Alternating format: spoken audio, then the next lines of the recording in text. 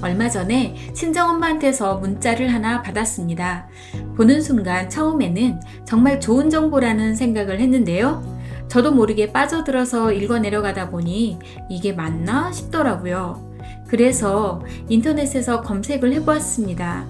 그리고 챗GPT와 제미나이, 리튼에서 이게 올바른 정보가 맞는지 알려달라고 했습니다. 그랬더니 깜짝 놀랄 만한 결과가 나오더라고요. 이런 사례가 얼마나 많은지 질병관리청에서도 가짜 의학 건강정보는 이제 그만이라는 뉴스를 제작해서 알리고 있었습니다. 심각한 문제는 이런 잘못된 의학 정보들이 시니어분들 사이에 빠르게 공유된다고 하는데요.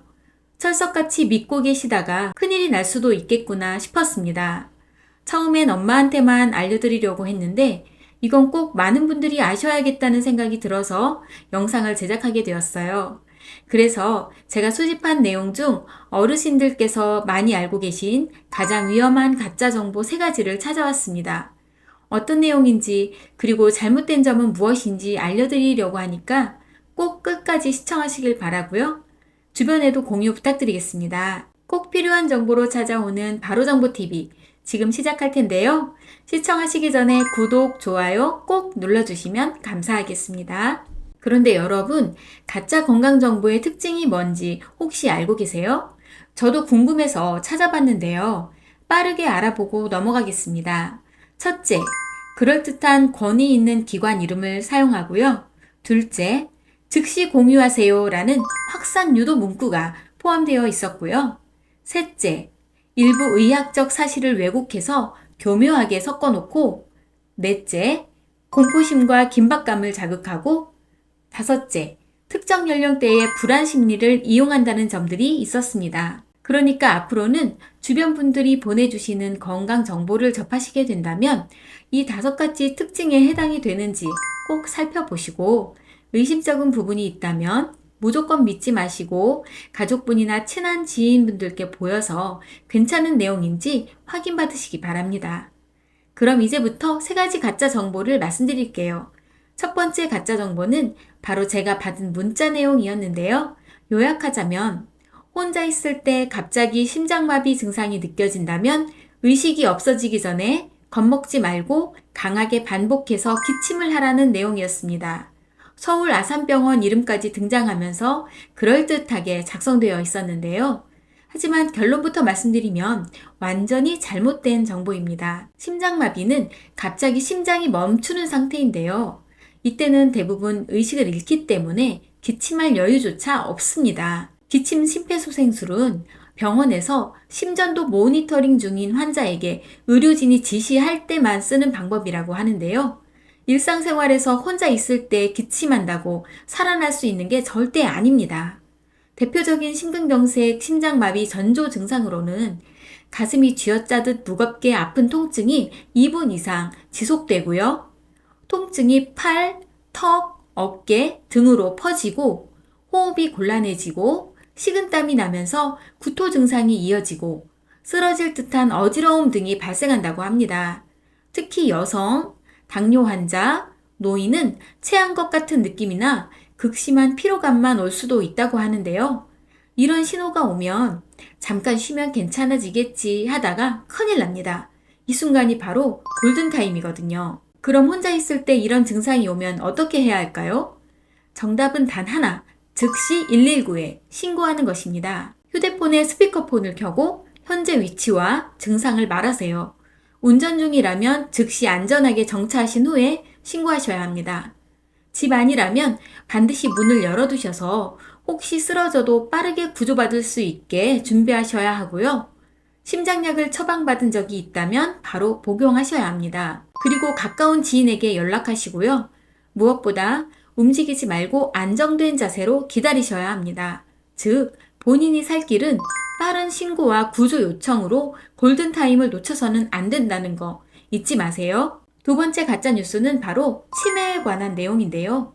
고규명 박사 연구팀은 뇌 아래쪽 림프관을 통해서 뇌척수액이 배출되는 것을 세계 최초로 발견했다는 내용과 함께 매일 아침 저녁으로 10에서 15분간 턱 및 목을 잡고 부드럽게 어루만져주면 뇌척수의 흐름이 아주 원활해지면서 치매가 예방되고 치매 환자도 서서히 회복된다는 내용입니다. 사실 일부는 맞습니다. 고규영 교수는 뇌 림프관을 통해 뇌 척수액이 배출된다는 사실을 세계 최초로 규명한 권위 있는 연구자입니다. 하지만 이 연구가 치매의 직접 원인과 치료법을 밝혀냈다는 주장은 과장인데요. 실제 논문에는 뇌 노폐물 배출 경로를 이해하는 데 도움이 된다라고 적혀 있다고 합니다. 턱 밑을 마사지하면 뇌 척수액 배출이 원활해져서 치매가 예방되거나 치료된다는 말은 근거가 없고 현재까지 과학적으로 입증된 바가 전혀 없습니다. 뇌 척수액의 흐름은 여러 가지 복잡한 기전으로 조절이 되는 것이고 단순 마사지로 조절된다는 연구 결과는 없기 때문에 실제로 치매 치료나 예방 방법으로 의료계에서 권장하지 않는다는 거 기억하세요.